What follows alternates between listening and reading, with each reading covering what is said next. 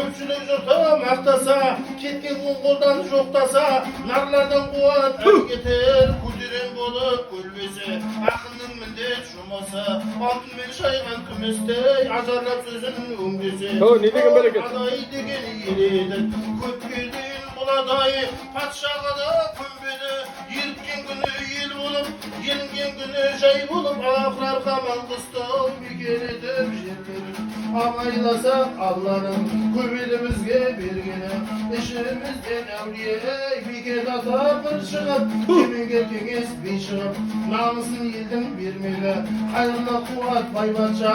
ақорлада көлбелі, көбеді тозғаны ел жұрттың ішімізге келгелі, сегіз арыс адайым, Маңғыстауды паналап, Шыңырауды қаздырып, ел қоныс қаймыдай, бөленген